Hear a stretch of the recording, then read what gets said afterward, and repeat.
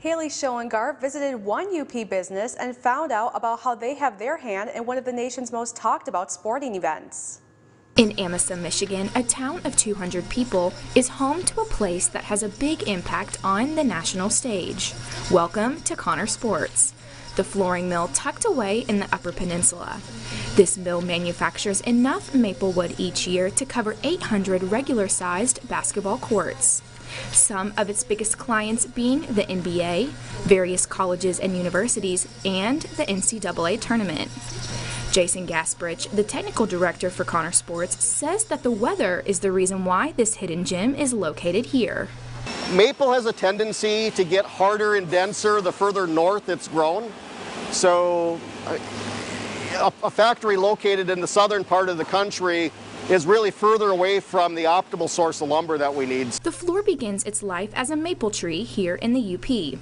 Through an external lumber company, Connor Sports receives the rough lumber where the floor starts to take its shape. So when we bring rough lumber into the flooring mill, it first goes through a scanning operation where each individual board is looked at by a computer. We make decisions to cut the boards to a certain width. The flooring, or the width of the board, is optimized for the type of flooring that we're manufacturing on any given day. The rip saw then feeds the lumber over to a planing operation. The planing operation smooths the surface and determines the board's thickness.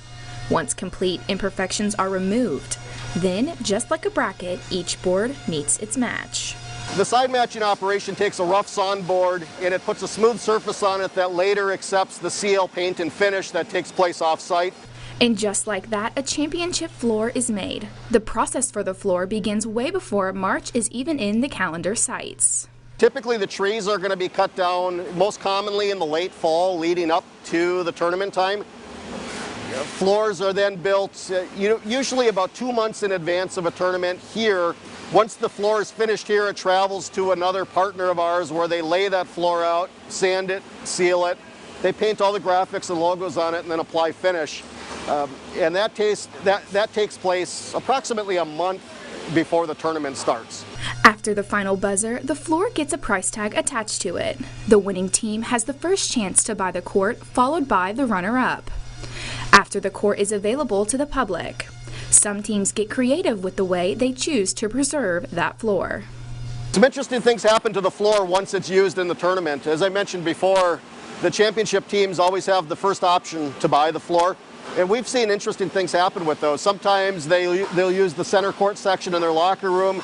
Other teams have that center court section up on the wall. You know, it's a reminder of previous team successes. Connor Sports has signed the contract with the NCAA, so keep a lookout for their floors for the next upcoming 5 years. In Amasa, Haley Schoengart, Local 3 News.